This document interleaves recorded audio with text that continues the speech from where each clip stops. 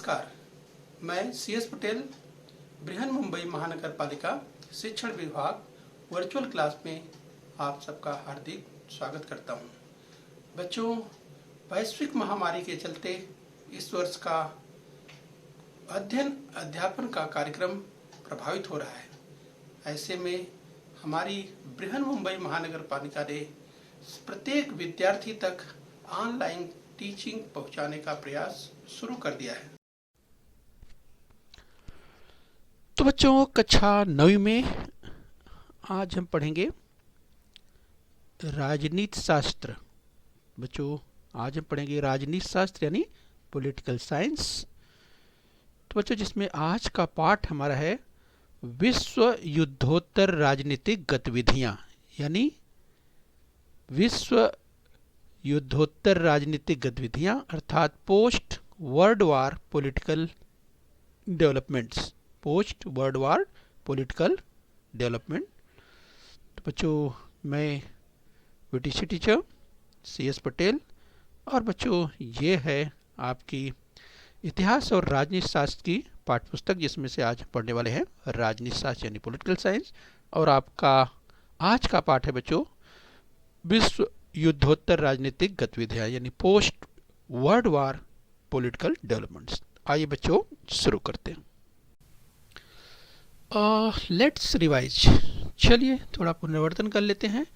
तो बच्चों, पिछली कक्षाओं में स्थानीय शासन संस्था, भारतीय संविधान, अपने देश की शासन प्रणाली का अध्ययन हमने किया था। ये स्थानीय शासन संस्था, भारतीय संविधान तथा देश की शासन प्रणाली का अध्ययन हमने किया था। बच्चों, इस कक्षा में यानी यहाँ इस साल हम लोग भारत के विश्व से होने वाले संबंध देखने वाले हैं। भारत के जो विश्व से संबंध हैं उसके संदर्भ, भिन्न भिन्न देशों से जो भारत के संबंध हैं उसके संदर्भ में इस साल पढ़ने वाले हैं।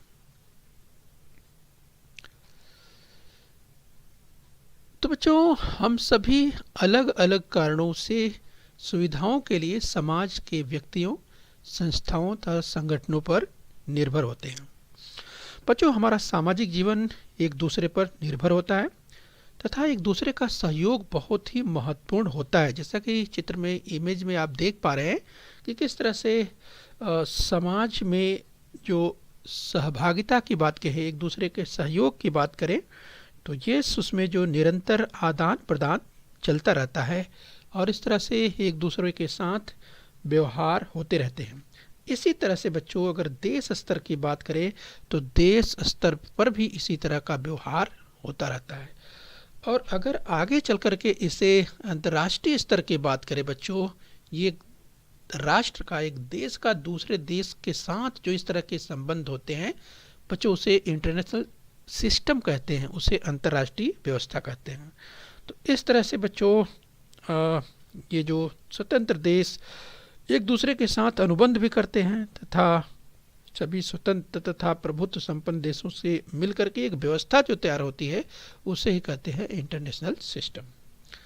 आइए बच्चों, इस कड़ी में और हम समझने का प्रयास करते हैं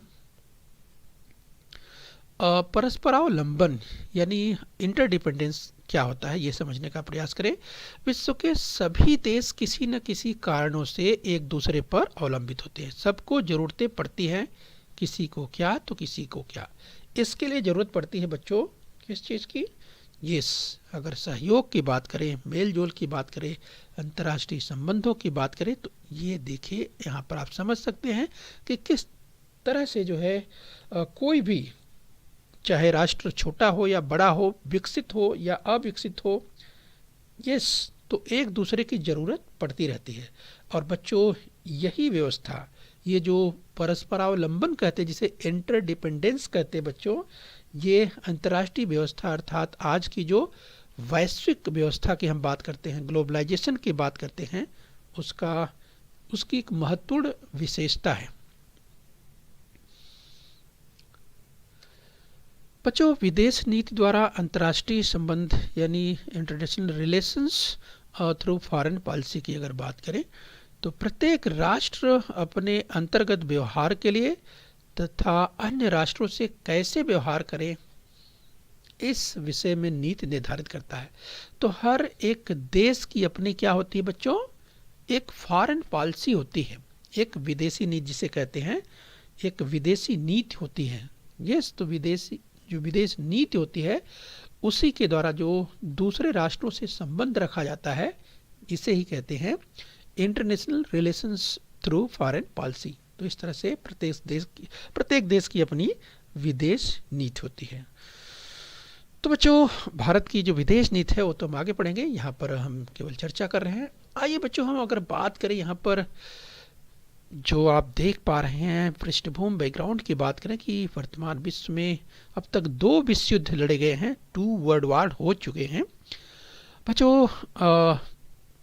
पहला विश्व युद्ध हुआ था 1914 से 1918 तथा दूसरा विश्व युद्ध हुआ था 1939 से 1945 तक। तो बच्चों 2 विश्व युद्ध लड़े गए हैं और इसके बाद जो परिवर्तन हुए उसकी थोड़ी चर्चा हम करेंगे। दूसरा वर्ल्ड वॉर आप जो देख पा रहे हैं, इसके पहले हम आगे चल करके देखेंगे। तो अगर परिवर्तनों की बात करें तो आगे हम देखने का प्रयास करेंगे बच्चों। अगर फर्स्ट वर्ल्ड वॉर की बात करें, पहला विश्व युद्ध की बात करें, तो वर्ष 1914 से 1918 के बीच में जो पहला विश्व युद्ध लड़ा गया था बच्चों, इसमें अगर हम बात करें यूरोप महाद्वीप के महत्वपूर्ण देश बच्चों, आपको हम उसकी फुटेज दिखा रहे हैं। जो पहला विश्व युद्ध लड़ा गया था 1914 से 1918 के बीच में बच्चों, देखिए बिल्कुल भयानक युद्ध था जो स्क्रीन पर आप देख पा रहे हैं। किस तरह से जान माल का नुकसान पहुंचाने के लिए देखिए किस तरह से जो दुश्मनी की बात करते हैं यहाँ पर आपको दिखाई दे रही है। और ये युद्ध देखिए किस तरह से लड़ा जा रहा है। ये वर्ल्ड वॉर फर्स्ट को आप देख पा रहे हैं, उसका फुटेज है। एक और फुटेज दिखाते हैं कि देखिए किस तरह से बड़ी संख्या में देखिए किस तरह से आप देख सकते हैं कि जो सैनिकों का जो है उपयोग हुआ, देख सकते हैं बड़ी संख्या में बम, गोले, बारूद, इसका उपयोग किस तरह से हुआ, बड़ी संख्या में लोग मारे गए। ये आप देख पा रहे हैं बच्चों, हम फर्स्ट वर्ल्ड वॉर पहले विश्व युद्ध की बात कर रहे हैं। तो बच्चों यहाँ पर आप देखिए कि इतने बड़े पैमाने पर जो युद्ध हुआ, स्वाभाविक है कि इसका खामियाजा भुगतना ही पड़ा। लेकिन कुछ हम और चर्चा की अगर बात करें यहाँ पर, इस वैश्विक व्यवस्था में यूरोप का महत्वपूर्ण रोल अगर हम समझे बच्चों, तो निश्चित रूप से वैश्विक व्यवस्था में यूरोप का महत्व आप देख सकते हैं। यहाँ पर अगर देखें कि किस तरह से जो अगर देशों की बात करें, जहाँ आप यूरोप जो है 1914 से 1918 के बीच में जो पहला विश्व युद्ध हुआ था, उसमें यूरोप की अगर के देशों के राष्ट्रों की सहभागिता की बात करें तो यहाँ पर मानचित्र में आप देख सकते हैं कि किस तरह से यूरोप के तमाम देशों ने बढ़ चढ़ करके हिस्सा लिया। आगे हम समझने का प्रयास करेंगे इसे। देखिए बच्चों, अगर फर्स्ट वर्ल्ड वॉर की बात करें कि कितनी बड़ी मात्रा में जन धन की हानि हुई, वो स्क्रीन पर आप देख सकते हैं। बड़े पैमाने पर लोग जो है, बहुत बड़ी जन धन हानि यहाँ आपको दिखाई दे रही है।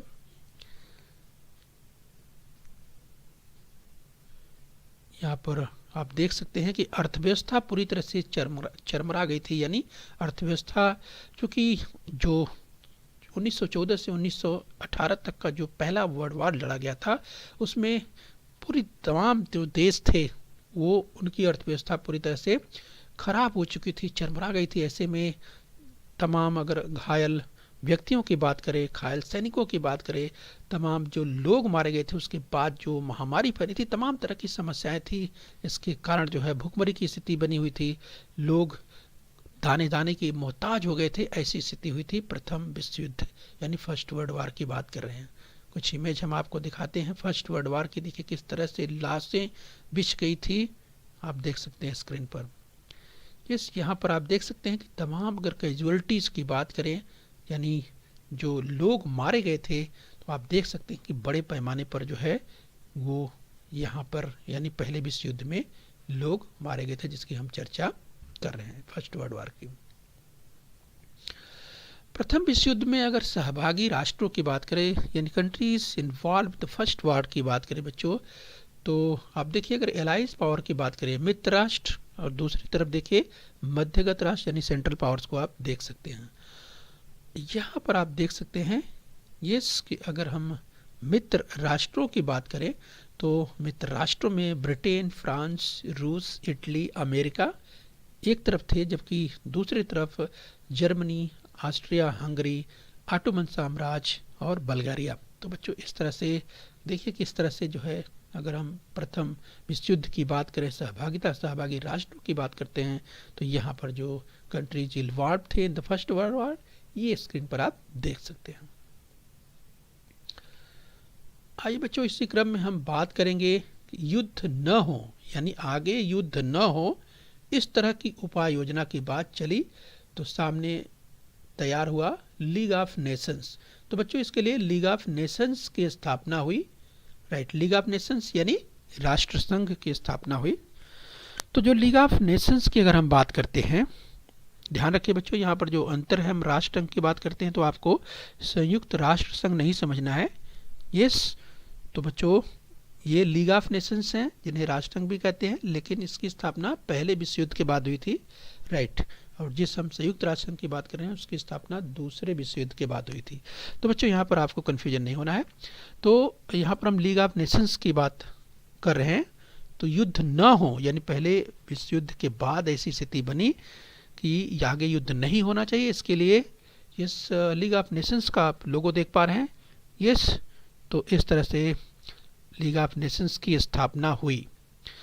अंतर्राष्ट्रीय समस्या हल करने का एक मंच तैयार किया गया कि अगर कोई समस्या आती है तो यहाँ पर उसे सुलझा लिया जाए और विश्व युद्ध की स्थिति न बनने देना ही ठीक है। तो इस तरह का विचार करके जो लीग ऑफ नेशंस हैं इसकी स्थापना की गई।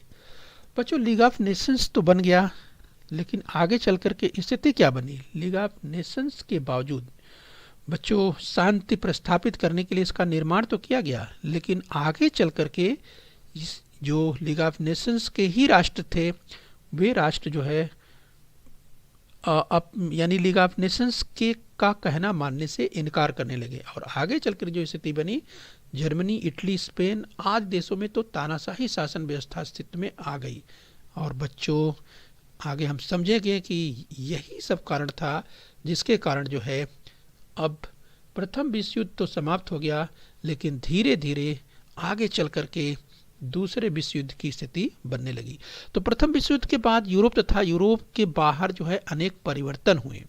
पहला विश्व युद्ध जब समाप्त हुआ तो यूरोप तथा यूरोप के बाहर अनेक परिवर्तन हुए। और ये जो परिवर्तन की अगर बात करें बच्चों, तो ये परिवर्तन आप समझ सकते हैं कि इसमें यूरोप के अनेक देशों की अफ्रीका और एशिया महाद्वीप में आवासीय बस्तियां जो कॉलोनीज थी, वहाँ पर इन कॉलोनीज की अगर बात करें, इन आवासीय बस्तियों की बात करें, इन उपनिवेशों की बात करें जिन्हें, तो ये उपनिवेश भी अब स्वतंत्र होने की मांग करने लगे थे। यानी यहाँ भी कह सकते हैं कि इनके बीच जो है ये जो आवासीय बस्तियां थी, जो उपनिवेश थे, यहाँ पर स्वतंत्रता के लिए आंदोलन शुरू हो गए थे। और इन आंदोलनों ने यूरोपीय राष्ट्रों के जो वर्चस्व के सम्मुख बड़ी चुनौती खड़ी कर दी थी। नहीं तो बच्चों क्या था उस समय, जिसकी समय की बात हो रही है, यूरोपीय राष्ट्रों का वर्चस्व था, लेकिन अब एशिया और अफ्रीका के तमाम जो उपनिवेश थे वे भी अब स्वतंत्रता की मांग करने लगे थे। यानी कहने का मतलब अब यहाँ पर यूरोपीय राष्ट्रों के जो वर्चस्व के सम्मुख चुनौतियाँ थी वो अब बढ़ने लगी। यहाँ स्वतंत्रता के लिए आंदोलन शुरू हो गए। यानी एशिया और अफ्रीका महाद्वीप के हम उन आवासीय बस्तियां अर्थात उन उपनिवेशों की बात कर रहे हैं। प्रथम विश्व युद्ध के बाद शांति के लिए राष्ट्रसंघ बना, परंतु सफल नहीं हो पाया। बच्चों हमने कहा कि जर्मनी, इटली, स्पेन आदि देशों में तानाशाही की स्थिति हुई, और तानाशाही की जब व्यवस्था शुरू हो गई तो ऐसे में जो है कि जो इनके तहत आगे जो घटनाएं की गई, और बच्चों जो घटनाएं थी धीरे धीरे वे विश्व युद्ध की ओर, द्वितीय विश्व युद्ध की ओर आगे बढ़ना शुरू हो गई थी। और बच्चों आगे चल करके 1939 में आखिर में दूसरा विश्व युद्ध शुरू हो गया।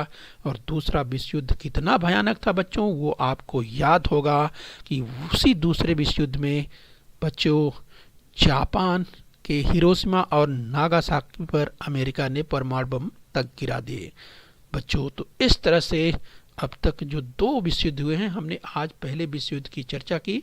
तो प्रथम विश्व युद्ध में भारतीय जो सैनिक सहभागी हुए थे उनकी एक इमेज आप स्क्रीन पर देख सकते हैं।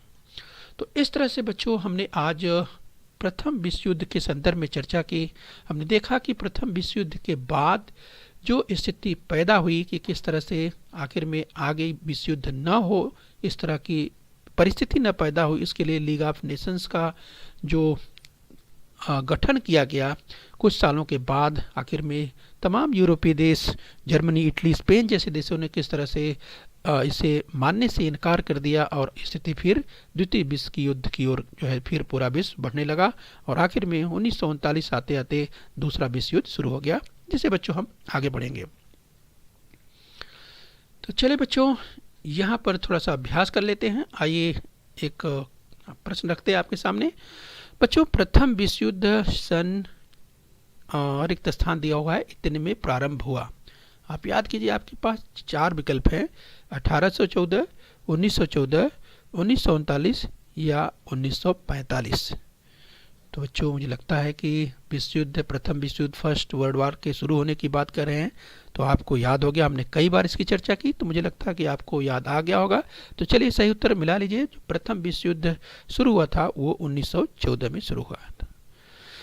बच्चों, बृहन मुंबई महानगर पालिका के इस चैनल को सब्सक्राइब कर लीजिए और बेल आइकन प्रेस कर लीजिए। तो बच्चों, हम उम्मीद करते हैं यहाँ तक आपने समझ लिया है। आगे फिर मिलेंगे। आज के लिए इतना ही। Thank you very much.